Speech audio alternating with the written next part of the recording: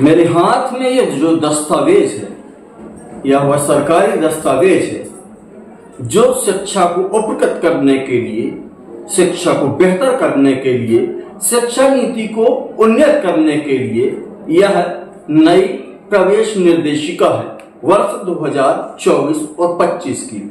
इसके पन्नों पर अगर हम जाएं तो इसमें नीतिकारों ने, रणनीतिकारों ने नियम लागू किया है कि कक्षा 1 में जिस बच्चे का प्रवेश होगा, दाखला होगा, उसकी आयु लगभग 6 वर्ष पूर्ण होनी चाहिए। लगभग नहीं, 6 वर्ष की अवधि उसकी पूर्ण होना चाहिए। जबकि कक्षा 9वीं में जो बच्चे या बच्चियों की प्रवेश दिया जाएगा उनकी आयु 13 वर्ष हो जानी चाहिए। मेरे साथ यह एक बच्ची है, इसका मासूम चेहरा देखिए, यह रोती बिलखती बच्ची।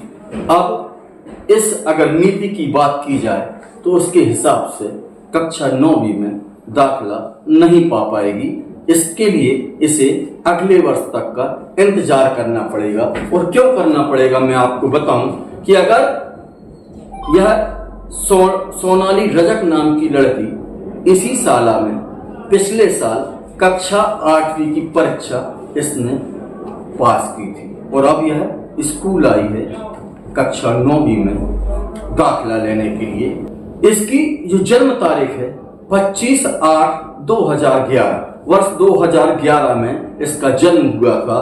और अभी 2024 में जो प्रवेश नीति आई है उसके अनुसार 31 जुलाई तक दाखला लिए जाने का नियम है, यह प्रवेश नीति कहती है।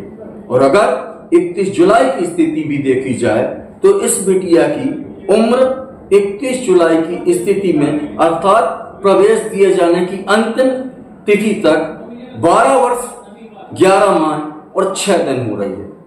संस्था के प्राचार्य से जब हमारी बात हुई तो उन्होंने शिक्षा नीति का हवाला दिया, इस निर्देशिका का हवाला दिया कि इस बच्चे की उम्र 13 साल नहीं हो रही है, अर्थात इसे दाखला नहीं मिलेगा। और इसे दाखला नहीं मिलेगा मतलब 1 साल इस बच्ची का खराब हो जाएगा। यह सिर्फ एक मामला नहीं है, अमूमन हर कस्बे, हर जिले, हर स्कूल में लगभग यही स्थिति देखने को आ रही है। और यह हुआ इसलिए है कि पहले हो जाता था कि कक्षा 1 में जो दाखला होता था वह 5 वर्ष की उम्र में कराया जा सकता था और यह बच्ची के साथ भी लगभग ऐसा ही हुआ। 2023 में इसने 8वीं की परीक्षा पास कर ली। अब 24 में अभी नए शिक्षा सत्र में जब इसको दाखला लेने की बात आई तो नई शिक्षा नीति अड़ंगा बन गई है और 1 साल तक यह बच्ची अब अध्यापन नहीं कर पाएगी कक्षा 9वीं में। इसके लिए और कोई विकल्प भी अब खाली नहीं है। इसके आंसू इस बात की गवाही दे रहे हैं कि इसका 1 साल जो बर्बाद होगा वह उसका जिम्मेदार कौन होगा।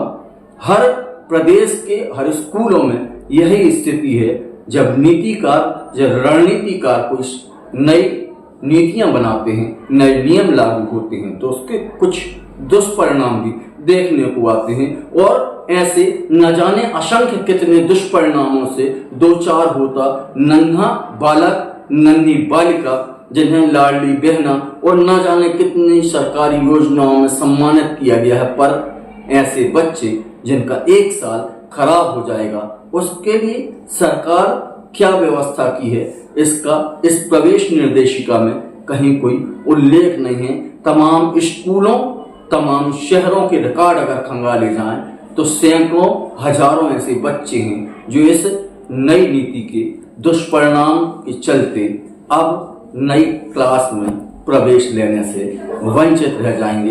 नीतिकार जब भी कोई नीति बनाते हैं तो इस बात का ध्यान रखना चाहिए कि पुरानी जो प्रचलित परंपराएं हैं उनको भी इसमें समाहित किया जाए। और 2024 की जो गाइडलाइन थी उसमें 1 साल की छूट इस नियम में देनी थी, परंतु सरकारी नुमाइंदों ने, नीतिकारों ने जब यह नीति बनाई तो सीधे उसको शिक्षा विभाग के पोर्टल में लोड कर दिया। अब जो अमला है, जो जमीन पे काम कर रहा है, शिक्षक है, प्रधान पाठक है, उनके सामने यह जो नीति है वह एक बड़ा अड़ंगा है।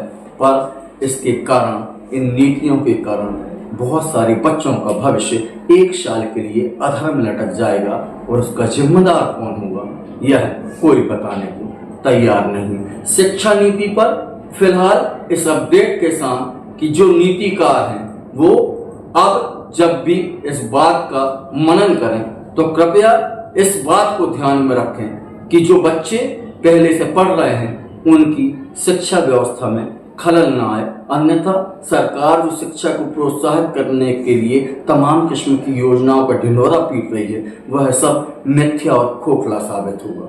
मुझे दीजिए इजाजत। नमस्कार।